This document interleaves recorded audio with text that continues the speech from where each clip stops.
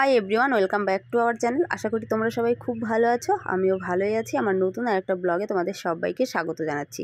আজকে হচ্ছে সোমবার আর সময় হচ্ছে এখন সকাল 10:30। তো এখন থেকে আজকে আরও একটা নতুন ব্লগ শুরু করলাম।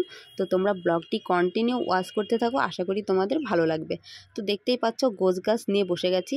যদিও আমি উঠেছি সকাল সকাল উঠে সকালের সমস্ত কাজ বাজ সেরে স্নান টান করে পুজো পাঠ দিয়েই এই যে চলে এসেছি এগুলো গোছ গাছ করতে। তো এই মানে ব্যাগটা তোমরা দেখছো বাইরে 3 দিন থেকে আছে, মানে ওই একটা দুটো করে জিনিস রাখছি, সেইভাবে গোছগাছ হয়নি, গোছগাছ করতেই পারিনি। মানে এই ভাবছিলাম যে গোছগাছ করব, আবার হয়ে উঠছিল না। আসলে কি বলো তো, আমি মানে যেই দিন বেড়াতে যাই সেই দিনই কিন্তু ব্যাগ প্যাকিং করি আর কি। আর কি নেব কি না এই নিয়ে একটা মাথার মধ্যে ঘুরপাক খাই। আর তাছাড়াও যেখানে আমি যাব সেখানে প্রচুর ঠান্ডা, এত ঠান্ডা তোমাদের কি বলবো। এখানে তো ঠান্ডা আছেই, মানে আমাদের শ্বশুরবাড়িতে ঠান্ডা আছে, কিন্তু ওখানে এখানকার তুলনায় ওখানে 3 গুণ বেশি ঠান্ডা। তো ওই জন্য ব্যাগ পুরো লোড হয়ে গেছে। যদিও বেশি জিনিস নিইনি, কিন্তু ব্যাগ দেখো মনে হচ্ছে একদম লোড সেটিং, আর ওর মধ্যে জিনিস যাবেই না। কি বলো তো, সোয়েটার চাদর বেশি নিয়েছি, কেননা সোনার সমস্ত কিছু নেওয়া হয়েছে। ওর 3টে সোয়েটার নেওয়া হয়েছে, আমার 2টো নিয়েছি, আবার পরে যাব, ওই জন্য আর কি ব্যাগ পুরো লোড, সোয়েটারে লোড হয়ে গেছে। অন্যান্য জিনিস আমি নিইনি। আর ব্যাগটা প্যাকিং করে এখানে চলে এলাম একটুখানি কলা আর পাউরুটি খেতে। 1 পিস পাউরুটি খাবো আর একটা কলা খাবো, ইচ্ছা আছে, কিন্তু কলাগুলো একটু যেন কেমন কেমন লাগছে, আর কলা খেতে আমি ভালোবাসি না। তো যদিও খেতে হবে, কেননা আজকে হচ্ছে মূলষষ্ঠী। তো না খেয়ে তো আর যেতে পারবো না। আর এখন 10:30 11টা বেজে গেছে, যেতে যেতে সেই 2:30 3টে এরকম বেজে যাবে, মানে সেই জায়গায় পৌঁছাতে।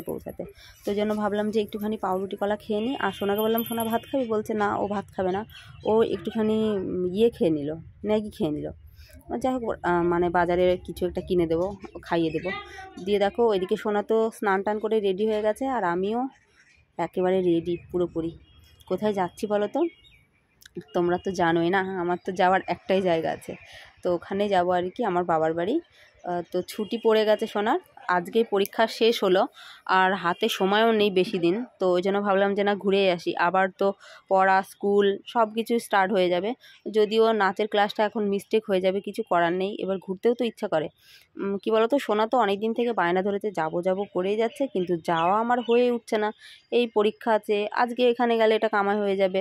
তো ওই জন্য ভাবলাম যে না, পরীক্ষাটা একেবারে হয়েই যাক, তারপরে কিছুদিন ঘুরে আসবো বাবার বাড়ি থেকে। আর ওখানে আমার ঠিক আছে, অন্য কোথাও যেতেও আমার ভালো লাগে না, আর ইচ্ছাও করে না, আর কোথাও গিয়ে ভালোও লাগে না। তো বাবার বাড়িই যাই, ওই যেটুকু থাকার আর কি থাকি, সে 1 মাস হোক 2 মাস হোক। তো এবার আমি যাচ্ছি, কত দিনের জন্য যে যাচ্ছি সেটা আমার কাছেও পরিষ্কার নয়। আমি ঠিক বলতে পারছি না যে আমি কতদিন থাকবো ওখানে গিয়ে। তো যাই হোক, যে কটা দিন থাকি, যা করি না করি, কবে বাড়ি ফিরছি, সেগুলো তো তোমরা অবশ্যই জানতে পারবে, তাই না? তোমাদের তো না জানিয়ে কোনো কিছুই করি না আমি। তো ফাইনালি আমরা রেডি হয়ে গেছি, এই দেখো। তো পুচকিটাও যাচ্ছে আমাদের সঙ্গে। থাকতে পারবি তো গিয়ে? কান্না করবি না তো? দেখ, কিন্তু কান্না করবি না তো? কান্না করবে না বলছে, ও যাবে। আর এই দেখো সোনা রেডি হয়েছে, উল্লুকের মতো লাগছে, দেখো চুলগুলো কেমন করে আসতেছে, কেমন লাগছে চুলগুলো? ভালোভাবে আসতেছে। তো চলো যাই, গিয়ে দেখা হবে। বাড়ির থেকে বাইরে বেরিয়ে এসেছি, ওই দেখো ব্যাগটা নিয়ে হাঁটছি। একদিকে সোনা ধরবে আর একদিকে আমি ধরবো, কেননা সোনা এখন ভিডিও করছে, তো ভিডিওটাকে করে নিক, তারপরে ধরবো। দুজনে 2 দিকে নিয়েছি। সোয়েটারে ব্যাগ পুরো লোড হয়ে গেছে, কেননা সোনার সোয়েটার আছে, আমার সোয়েটার আছে। ভারীও বেশি হয়েছে, ভারীটাও বেশি হয়েছে, সেই ভারী হয়েছে, সেই ভারী। এক বস্তা সোয়েটারের ওয়েট বেশি। চলো, আবার জলের বোতল আছে এর মধ্যে একটা, ভাই।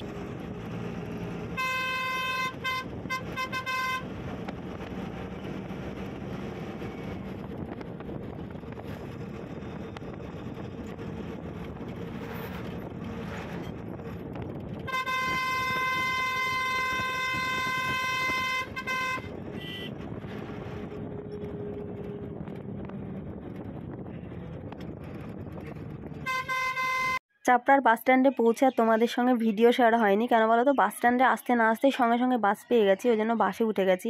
আর বাসে উঠে কিন্তু হাফ রাস্তা আমরা চলেও এসেছি।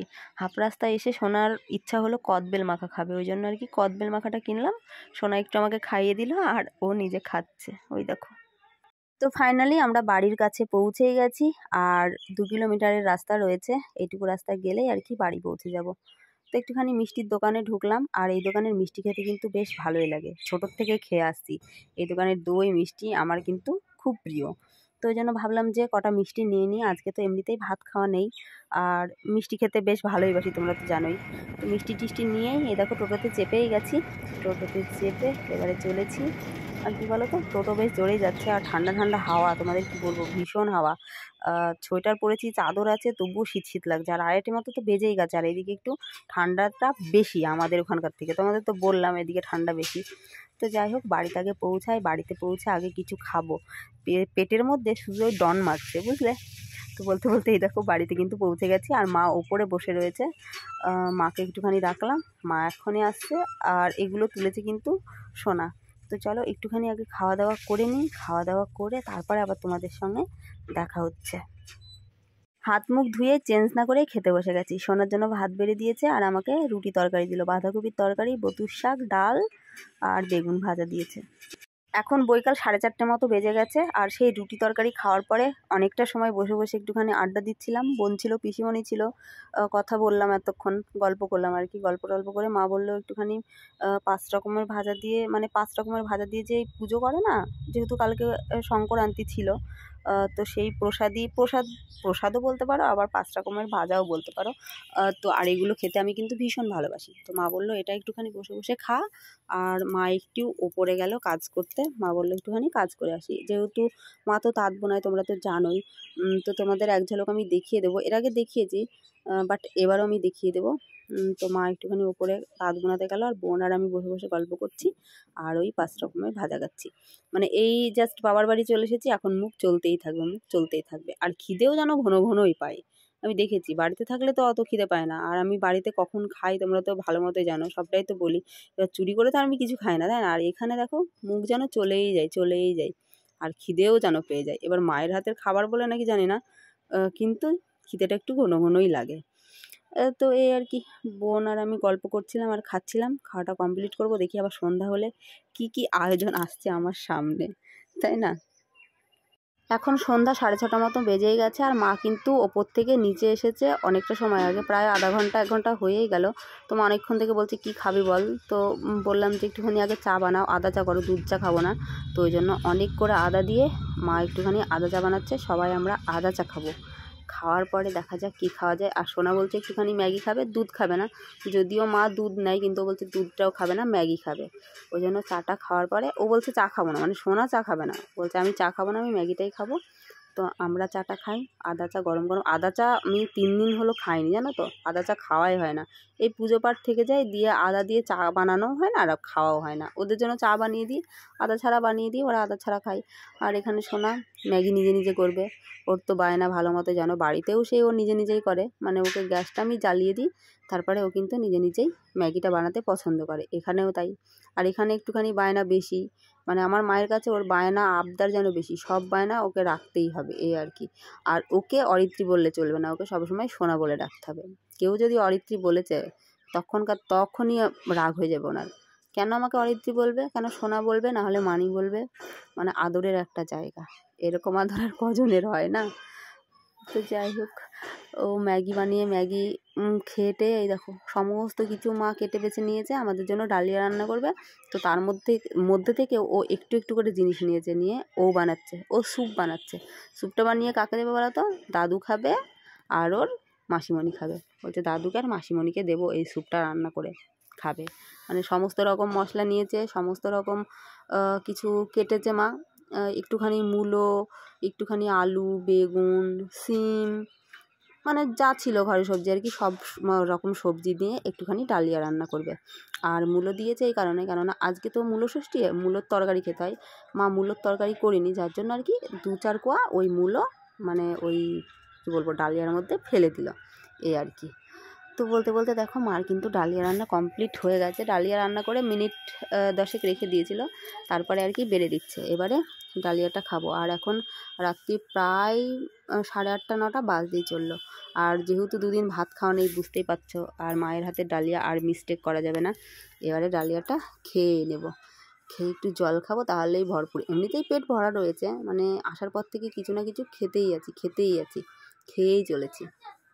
তো এবারে ডালিয়াটা খেয়ে নিই, খেয়ে মুখটা আপাতত একটুখানি ঝাল করি। সব যেন কেমন মিষ্টি মিষ্টি লাগছে, মনে হচ্ছে সব উঠে যাবে এরকম একটা ভাব। মানে কালকের থেকে ধরো এই পাউরুটি, কলা, মিষ্টি এইসবই খেয়ে যাচ্ছি, এখানে এসেও একটুখানি ঝাল হলো। মা রুটি তরকারি করেছিল, ওটা ভালো লেগেছিলো আর কি খেতে আমার। তো এবার এটা করেছে, এটা তো দারুণ হবে আমি জানি। তো ডালিয়া খেয়েছি, অনেকটা সময় হয়ে গেছে। খাওয়ার পরে আমি প্রায় আধা ঘন্টা 1 ঘন্টা মতো বসেই গল্প করছিলাম মার সঙ্গে। তারপরে একেবারে ফ্রেশ হয়ে মুখে ক্রিম লাগিয়ে নিয়েছি। মুখের তো 12টা বেজে গেছে, তোমাদের দেখানোর মতো নয় আমার চেহারা, কী আর বলবো, এরকম হাল। তো যাই হোক, আজকের ভিডিওটি আমি এখানেই এন্ড করছি। সবাই খুব ভালো থেকো, সুস্থ থেকো। আবার আগামীকাল নতুন কোনো ব্লগে দেখা হচ্ছে। তোমরা কিন্তু ব্লগগুলো মিস্টেক করো না, কেননা বুঝতে পারছো বাবার বাড়ির ব্লগ, কোথায় যাব না যাব, কী খাবো না খাবো, কী করবো না করবো, পুরোটাই তোমাদের সঙ্গে শেয়ার করব।